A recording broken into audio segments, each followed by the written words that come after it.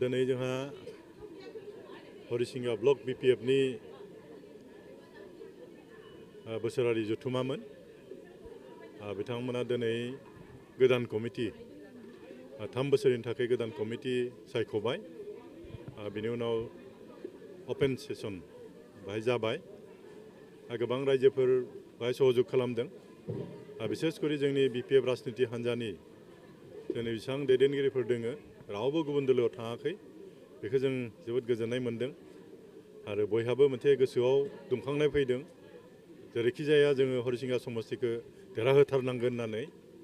मानो होनब्ला बयबो मिथिगौ जे प्रमद बर' बिथांनि दैदेननायाव बिजेपि आरो इउपिपिएल जि सरकार बिथांमोना बिसायख'थिनि सिगाङाव जिफोर बाथ्राफोर बुंदोंमोन, जिफोर खोथा होदोंमोन रायजो राजानो, जि खामानिखौ मावगोन होनना बुंदोंमोन बिथांमोना मोनसेबो खामानि बिथांमोना मावनो हायाखै, मोनसेबो खोथा बिथांमोना लाखिनो हायाखै। बेखायनो दिनै रायजो राजाफ्रा खोब दुखु मोनदों आरो जेरैखि जाया नैबे सरकारखौ फेजेनथारनांगौ ओरैनानै गोसो दुंनानै रायजो राजाफ्रा ओंखारबोदों। आरो गमामायैनो जोंबो नुदों प्रमद बर' दैदेननाय जि सरकार बिथांमोना जेबो खामानि मावनो हाखायाखै। आं गुबुनाव मा मावदों आं बेखौ मिथिला, खिन्थु जोंनि उदालगुरि जिल्लायावहाय मोनसेबो बिथांमोना लामा बानायनो हायाखै, मोनसेबो दालां बानायनो हायाखै, मोनसेबो बेबायदि मिटिं जिरायनो हानाय कुनु कमिउनिटि हल बा अडिट'रियाम बेबायदि बिथांमोना जेबो बानायनो हायाखै। रायजो राजानो जिखिनि खोथा होदोंमोन, जेरैहाय न'खर न'खर साख्रि होगोन होनना बुंदोंमोन बिथांमोना बिसायख'थिनि सिगाङाव, सासेबो साख्रि बिथांमोना होनो हायाखै।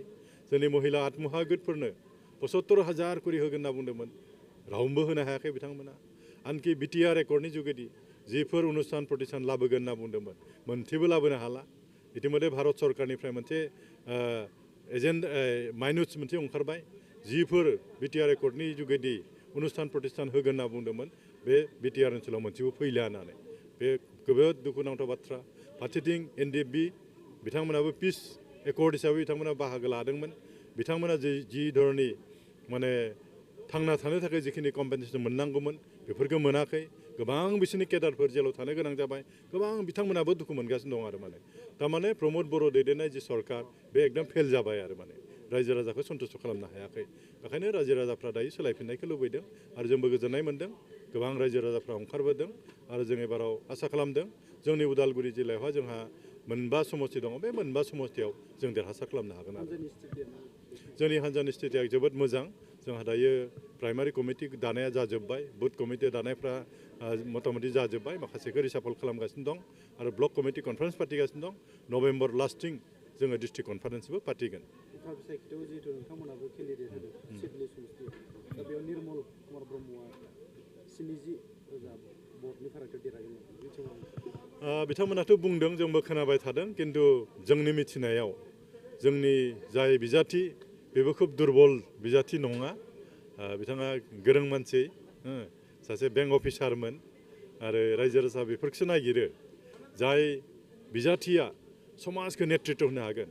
आथिखालाव दानि रायजो राजाफ्रा बयबो गोरों जाखाबाय, सोर मानसिया नेतृत्व होनो हागोन समाजखौ, जोंनि समाजा उनाव मा जागोन, बोरैहाय लांगोन बेफोरखौ नायो आरो बेखायनो जों आसा खालामदों जोंनि बिपिएफ राजनिति हान्जा हिसाबै जों दाखालि जों जेब्ला बिजाथि डिक्लेयार होदोंमोन, केन्डिडेट डिक्लेयार होदोंमोन, बाहायनोबा गोबां रायजोफोर हाजार रायजोफोर फैदों आरो। दा बेफोरखौ नायोब्ला जोंनि बिपिएफ राजनिति हान्जायाबो खोब दुरबल जानाय नङा। जों आसा खालामगोन, जोंबो थांगोन केम्पिंआव, जों आसा खालामगोन जोंनि बिपिएफ राजनिति हान्जाया एकदम देरहासार जागोन आरो। बेसेबां भोटआव देरहागोन आं बेखौ बुंला, खिन्थु देरहासार जागोन आरो।